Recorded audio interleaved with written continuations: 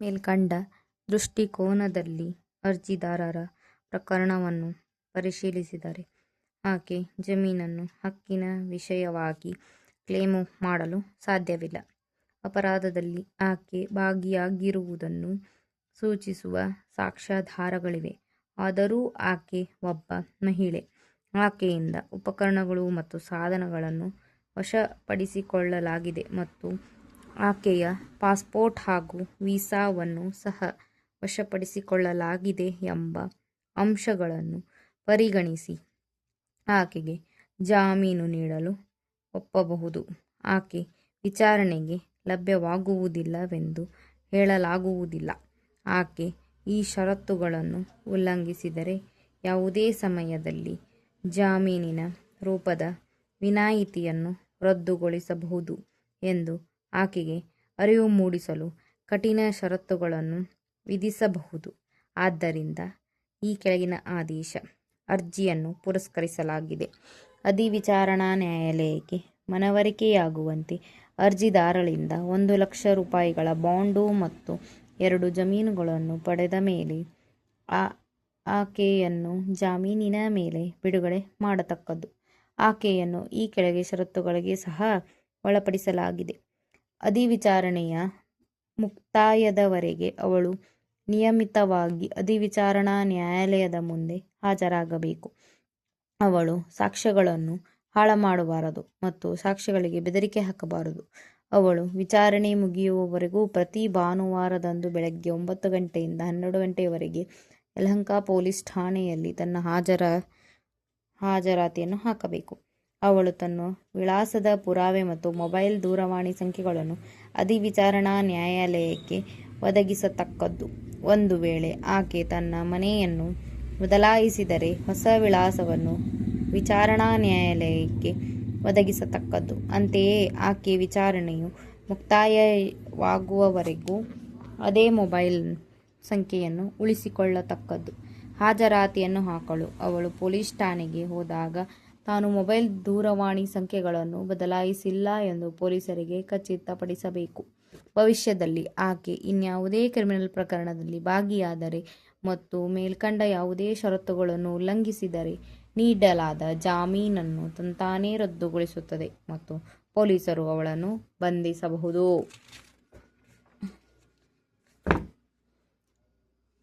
ಪ್ರಸ್ತುತ ಮೊಕದ್ದಮೆಯನ್ನು ಪ್ರತಿವಾದಿ ಆರೋಪಿಗೆ ನೀಡಿದ ಭಾರತ ದಂಡ ಪ್ರಕ್ರಿಯಾ ಸಂಹಿತೆ 500ನೇ ಪ್ರಕರಣದ ಅಡಿಯಲ್ಲಿನ ಶಿಕ್ಷೆಯನ್ನು ಗರಿಷ್ಠ ಪ್ರಮಾಣಕ್ಕೆ ಏರಿಸುವ ಮನವಿಯೊಂದಿಗೆ ದಾಖಲಿಸಲಾಗಿದೆ.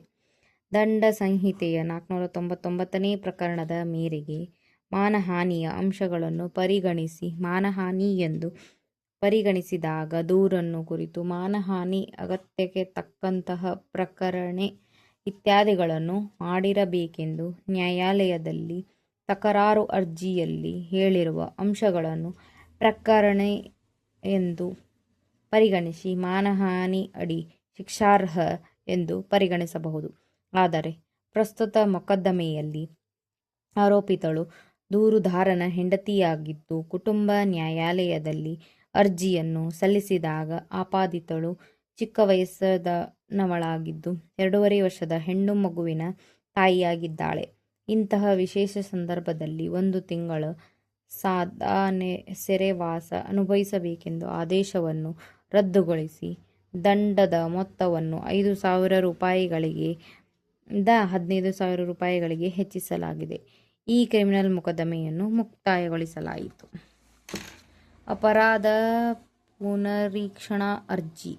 ಪುನರೀಕ್ಷಣಾ ಅರ್ಜಿದಾರನು ಇದರಲ್ಲಿನ ಪ್ರತಿವಾದಿಯ ಪತಿಯಾಗಿದ್ದು ಆ ಪ್ರತಿವಾದಿಯು ಅಪರಾಧ ಪುನರೀಕ್ಷಣಾ ಅರ್ಜಿ ಸಂಖ್ಯೆ 152/2014 ಪುನರೀಕ್ಷಣಾ ಅರ್ಜಿದಾರರಾಗಿದ್ದಾರೆ. ಅಪರಾಧ ಪುನರೀಕ್ಷಣಾ ಅರ್ಜಿ 1358/10 ಪುನರೀಕ್ಷಣಾ ಅರ್ಜಿದಾರರು ಅಪರಾಧ ಪುನರೀಕ್ಷಣಾ ಅರ್ಜಿ ಸಂಖ್ಯೆ 152/2014 ಏಕೈಕ ಪ್ರತಿವಾದಿಯಾಗಿದ್ದಾರೆ. ಅರ್ಜಿದಾರ ಪತಿ ಶ್ರೀ ನಾಗರಾಜ ರಾವ್ ರವರು 6ನೇ ಹೆಚ್ಚುವರಿ ಮುಖ್ಯ ಮಹಾನಗರ ದಂಡಾಧಿಕಾರಿ ಬೆಂಗಳೂರು ನಗರ. ಈ ನ್ಯಾಯಾಲಯದಲ್ಲಿ ಇದರಲ್ಲಿ ಇನ್ನು ಮುಂದೆ ಸಂಕ್ಷಿಪ್ತವಾಗಿ ಅಧಿವಿಚಾರಣಾ ನ್ಯಾಯಾಲಯ ಎಂದು ಉಲ್ಲೇಖಿಸಲಾಗಿದೆ. ಆಪಾದಿತನ ಪತ್ನಿ ಶ್ರೀಮತಿ ಸುಷ್ಮಾ ರಾಣಿ ವಿರುದ್ಧ ದಂಡ ಪ್ರಕ್ರಿಯಾ ಸಂಹಿತೆಯ 1860ರ ಸಂಕ್ಷಿಪ್ತವಾಗಿ ಇನ್ನು ಮುಂದೆ ಐಪಿಸಿ ಎಂದು ಉಲ್ಲೇಖಿಸಲಾಗಿದೆ. 500, 191 ಮತ್ತು 193ನೇ ಪ್ರಕರಣಗಳ ಅಡಿಯಲ್ಲಿ ದಂಡನೀಯವಾದ ಅಪರಾಧಕ್ಕಾಗಿ ಅಪರಾಧ ಮೊಕದ್ದಮೆ ಸಿಸಿ ಸಂಖ್ಯೆ 11445/2006 ದಾಖಲಿಸಿದ್ದಾರೆ.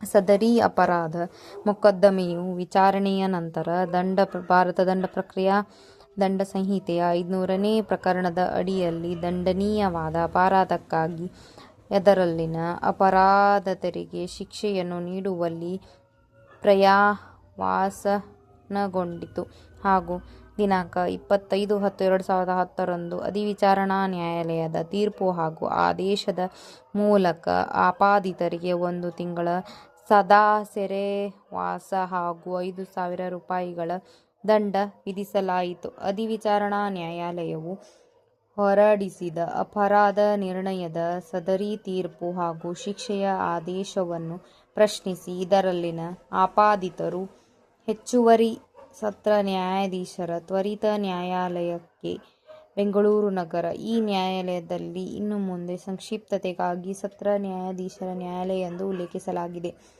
ಅಪರಾಧಿ ಅಪೀಲು ಸಂಖ್ಯೆ 815/2010ರಲ್ಲಿ ಕ್ರಿಮಿನಲ್ ಅಪೀಲು ಸಲ್ಲಿಸಿದರು.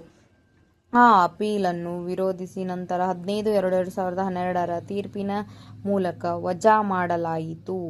ಮಾನ್ಯ ಸತ್ರ ನ್ಯಾಯಾಧೀಶರ ನ್ಯಾಯಾಲಯದಿಂದ ಹೊರಡಿಸಲಾದ ಅಪರಾಧ ನಿರ್ಣಯದ ಸ್ಥಿರೀಕರಣದ ಸದರಿ ತೀರ್ಪಿನ ವಿರುದ್ಧ ಆಪಾದಿತರು ಅಪರಾಧ ಪುನರೀಕ್ಷಣಾ ಅರ್ಜಿ ಸಂಖ್ಯೆ 152/2014 ಸಲ್ಲಿಸಿದರು ಹಾಗೂ ಅಧಿವಿಚಾರಣಾ ನ್ಯಾಯಾಲಯವು ಆದೇಶಿಸಿದ್ದ ಶಿಕ್ಷೆಯನ್ನು ಹೆಚ್ಚಿಸುವಂತೆ ಕೋರಿ ದೂರುದಾರರ ಪತಿ ಈ ನ್ಯಾಯಾಲಯದ ಮುಂದೆ ಅಪರಾಧ ಪುನರೀಕ್ಷಣಾ ಸಂಖ್ಯೆ 1358/10 ಸಲ್ಲಿಸಿದರು. ಅನುಕೂಲತೆಯ ದೃಷ್ಟಿಯಿಂದ ಇನ್ನು ಮುಂದೆ ಪಕ್ಷಕಾರರನ್ನು ಅವರು ಅಧಿವಿಚಾರಣಾ ನ್ಯಾಯಾಲಯದಲ್ಲಿ ಹೊಂದಿದ್ದ ದರ್ಜೆಗನುಗುಣವಾಗಿಯೇ ಉಲ್ಲೇಖಿಸಲಾಗಿದೆ.